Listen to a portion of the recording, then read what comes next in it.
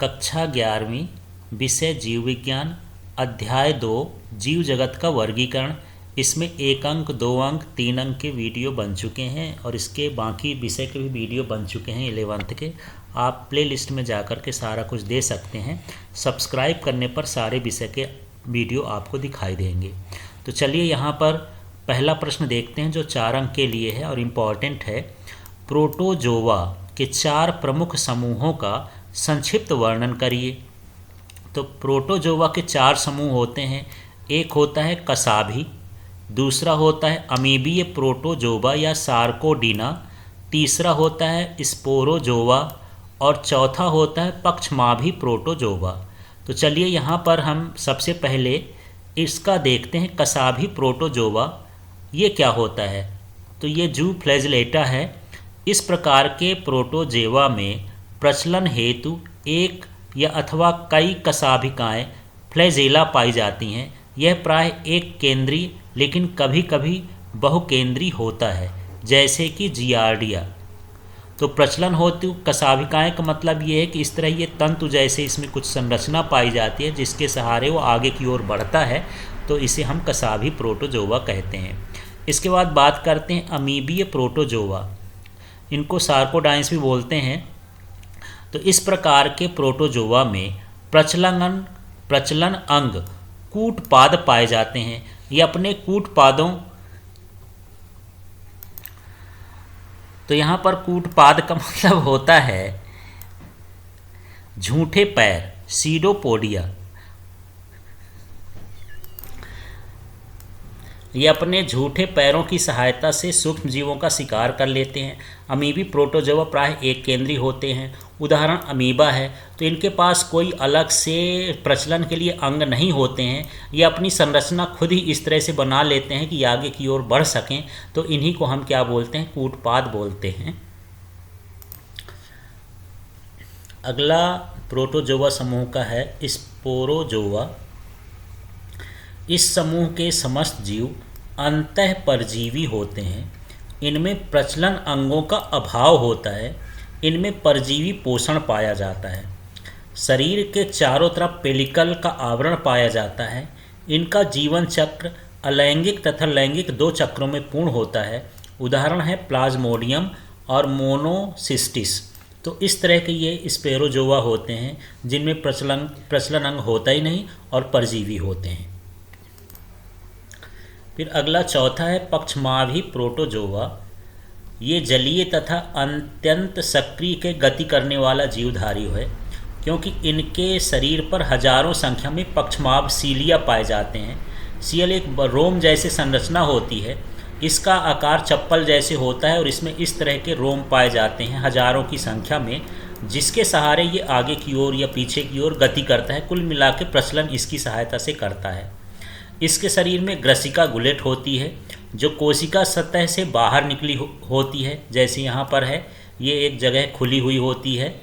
पक्षमाभों के लयबद्ध गति के कारण जल से पूरित भोजन ग्रसिका गलट की तरफ भेज दिया जाता है। अब इसमें गति करा करके जो भोजन है वो यहाँ से अंदर की ओर इसमें लिया जाता है।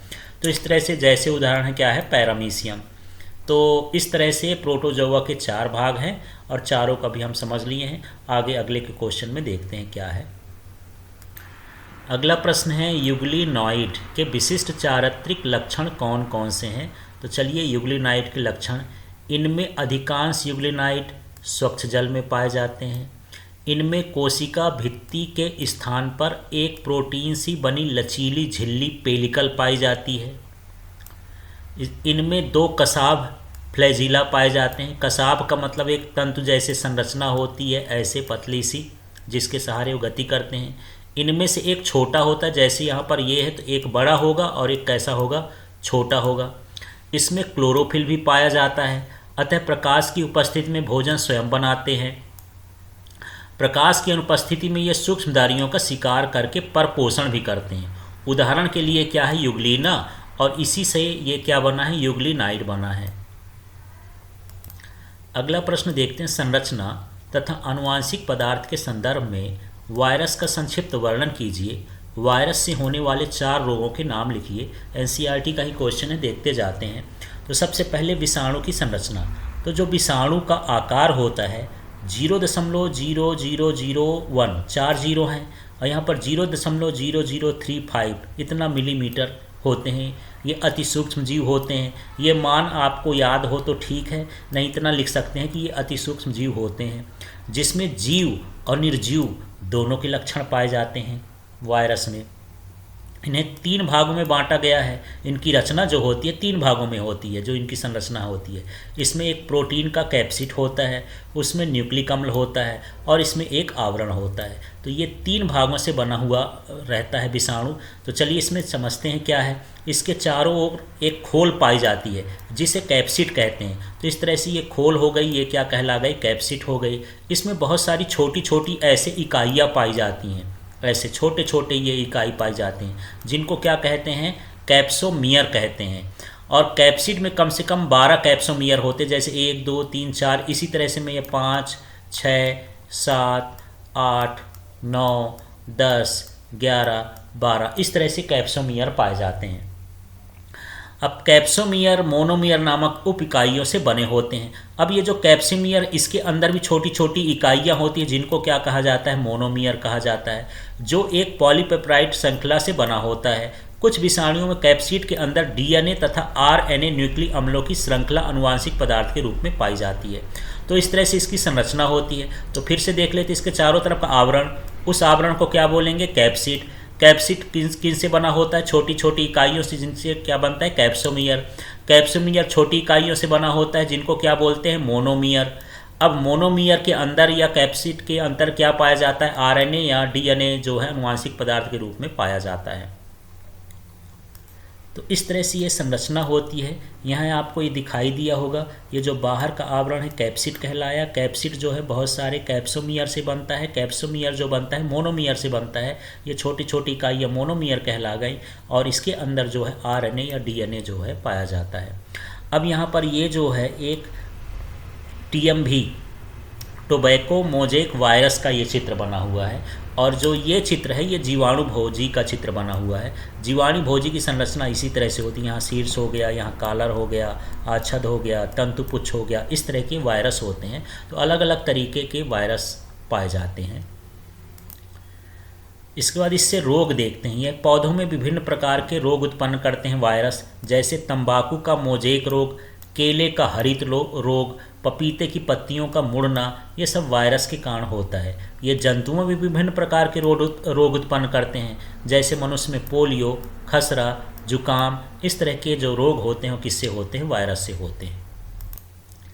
चलिए अगला प्रश्न है, अपनी कक्षा में इस शीर्षक क्या वायरस सजीव हैं अथवा निर्जीव पर चर्चा कीजिए। एनसीईआरटी का क्वेश्चन है, समझते हैं। तो विषाणु ये निर्जीव हैं या सजीव हैं, उनके लक्षण से पता चलता है। तो विषाणुओं के जैविक लक्षण समझते हैं। यदि ये जीव हैं तो ये दर्शाते हैं। विषाणुओं में गुणन पाया जाता है। इसका गुणन केवल जैविक कोशिकाओं में होता है। ये अनिवार्य परजीवी होते हैं। ये प्रोटीन एवं नाभिकीय अम्लों से बने होते हैं। इसमें डीएनए आरएनए अनुवांशिक पदार्थ के रूप में पाया जाता है। इनमें उच्च अनुकूलन क्षमता होती है। ये उत्परिवर्तन प्रदर्शित करते हैं। तो इस तरह से ये जितने लक्षण हैं जीवों के लक्षण हैं, इसलिए यहाँ पर विषाणु भी एक तरह का क्या है, जीव है। अब देखते हैं विषाणुओं के अजैविक लक्षण, जिनकी सहायता से हम कह सकते हैं कि ये क्या होते हैं, निर्जीव होते हैं। इसका रवाकरण क्रिस्टलाइजेशन किया जा सकता है। श्वसन एवं श्वसनांगों का अभाव होता है। एंजाइम तथा प्रोटोप्लाज्म का अभाव होता है। ये पोषक विशिष्टता प्रदर्शित करते हैं। पोषक विशिष्टता का मतलब ये है कि किसी जीवित कोशिका में रह करके अपना जीवन यापन कर लेते हैं, लेकिन यदि जीवित कोशिका से बाहर आ जाते हैं तो फिर ये निर्जीव जैसे हो जाते हैं, इनमें जीवन नहीं होता है। तो इनको जीने के लिए होस्ट चाहिए। होस्ट का मतलब ये है कि किसी के शरीर के अंदर प्रवेश करने के बाद ही ये जीवित लक्षण वाले विषाणु बनते हैं। अब ये निम्नलिखित के एक एक उदाहरण देना है। जैसे ग्राम पॉजिटिव जीवाणु, तो ये पास्चुरेला होता है। ग्राम निगेटिव जीवाणु, तो ये इस्चरिचिया होता है। सल्फर जीवाणु थायोबैसिलस। लौह जीवाणु फेरोबैसिलस। अगला है नाइट्रीफाइंग जीवाणु, तो ये नाइट्रोसोमोनास होता है। मनुष्य की आंत के जीवाणु, तो ये इस्चरिचिया कोलाई या इकोलाई होता है। एक तंत्र रूपी साइनो जीवाणु, तो ये होता है नॉस्टॉक। एक माइकोप्लाज्मा, तो ये होते एकिलोप्लाज्मा, दूध का दही जमाने वाला जीवाणु लैक्टोबैसिलस, एक एंटीबायोटिक बनाने वाला जीवाणु तो स्ट्रेप्टोमाइसेज। तो इस तरह से ये जीवाणुओं के नाम हैं। आगे एक ये टेबल है, इस टेबल से आप ये समझ सकते हैं कि ये 5 जगत कौन कौन से हैं जो सूक्ष्म जीवों के लिए बांटे बड़े तक। तो ये 5 जगत कौन कौन से हैं? मानेरा है, ये प्रोटिस्टा है, फंजाई है, प्लांटी है, एनिमिलिया है। तो ये बड़े समूह हैं। इसके बाद इसमें कोशिका का प्रकार भी समझते हैं। मोनेरा जो है प्रोकैरियोटिक कोशिकाओं से बना होता है, प्रोटिस्टा यूकैरियोटिक कोशिकाओं से बना होता है, थोड़ा विकसित होता है, और ये फंजाई भी यूकैरियोटिक कोशिका से, और ये प्लांटी भी यूकैरियोटिक कोशिका से, और ये एनिमिलिया भी यूकैरियोटिक कोशिका से। केवल यही भर है मोनेरा जो प्रोकैरियोटिक कोशिकाओं से बना होता है। फिर कोशिका भित्ति की बात करते हैं तो इसमें सेलुलेज रहित कोशिका होती है, मतलब सेलुलेज नहीं रहता है। इसमें बहुसैकराइड, पॉलीसैकराइड और एमिनो अम्ल से मिलकर के कोशिका भित्ति बनती है। ये कुछ में उपस्थित होती है।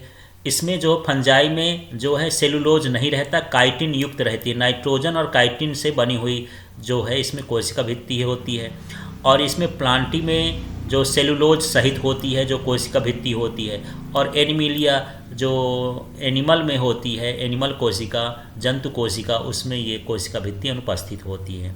इसके बाद केंद्रक झिल्ली बात करते हैं तो केंद्रक झिल्ली इसमें अनुपस्थित होती है। इसके जो अनुवांशिक पदार्थ हैं खुले में रहते हैं, इसमें उपस्थित, बाकी इसमें उपस्थित होते हैं। इसके डीएनए आरएनए वैसे फैले होते हैं। फिर ये काय संरचना, तो इसकी जो संरचना होती है कोशिकी होती है, ये भी कोशिकी होती है। बहुकोशिक होते हैं, ये ऊतक अंग और ऊतक तंत्र द्वारा बने होते हैं, ये भी ऊतक अंग और अंग तंत्र द्वारा बने होते हैं।